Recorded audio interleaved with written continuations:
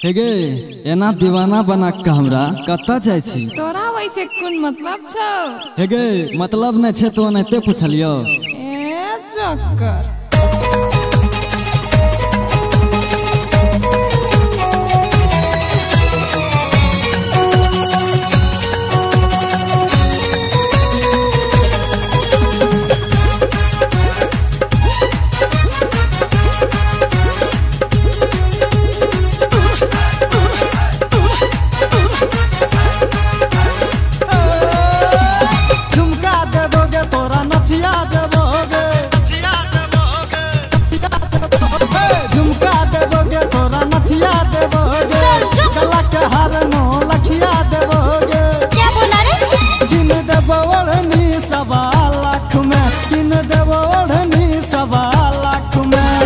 एक बेरा मिले है तू बात में, एक बेरा मिले है तू बात में।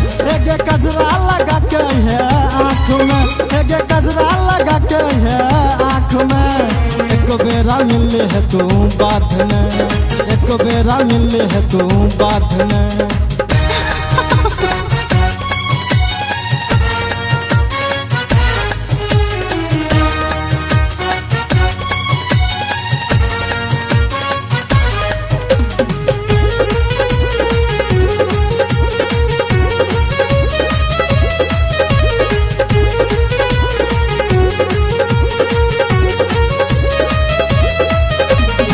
पागल दीवाना बने लगे रानी अपन एक मुस्कान पर। चल हट क्या कर की सुना। पागल दीवाना बने लगे रानी अपन एक मुस्कान पर। जादू चले ना गजब के काबू नहीं छै ईमान पर, काबू नहीं छै ईमान पर।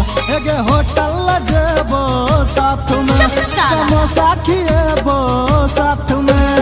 एक बेरा मिले है तू बाद में, एक बेरा मिले है तू बाद में।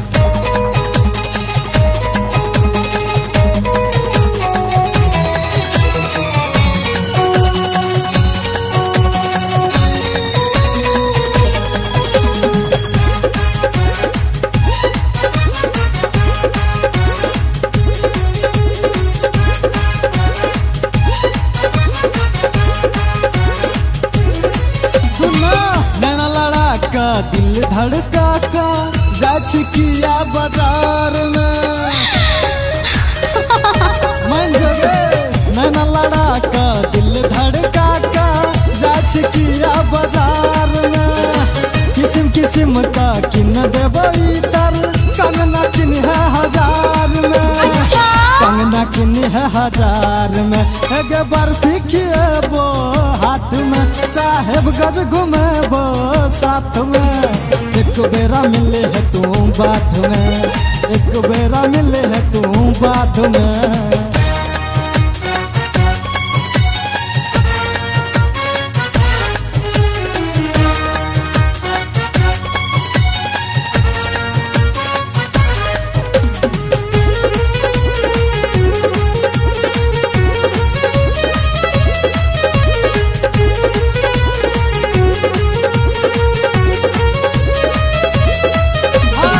गाल पे करिया तिल गे गोरखी लागे छो बड़ा कमाल का।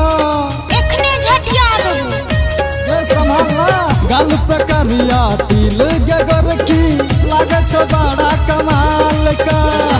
लड़का सबका मूड बिगाड़ी न चल दुपट्टा संभाल का, चल दुपट्टा संभाल का।